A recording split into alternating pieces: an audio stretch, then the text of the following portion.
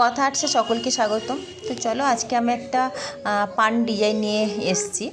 আজকে তুলে ধরার চেষ্টা করেছি, যেহেতু পূজা আসছে তো কেমন যেন মনটা পূজা পূজা একটা মনে একটা ভাব। যতই আমরা ভাবি না কেন যে পূজা আসছে কিছু করব না বা কিছু, কিন্তু মন কি আর মানে।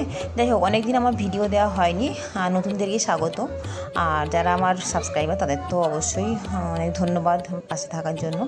তো আজকে দেখো, আমি খুব সিম্পলের মধ্য দিয়ে একটা মা জাস্ট আমি লিখেছি, বাংলায় মা লিখে সেটাকেই আমি একটা আঙ্গিক দেওয়ার চেষ্টা করেছি, একটা রূপ দেওয়ার চেষ্টা করেছি।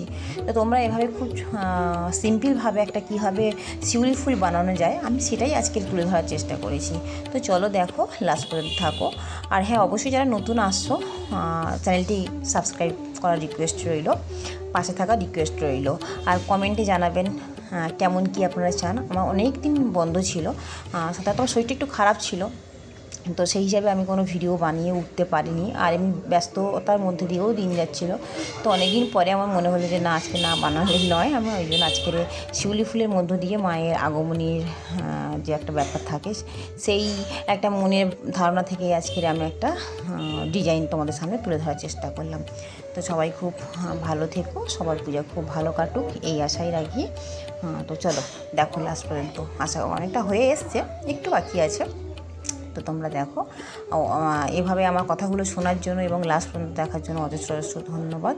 এবং প্রত্যেককে আমি রিকোয়েস্ট করব যে যারা নতুন, প্লিজ আমার চ্যানেলটি সাবস্ক্রাইব করো।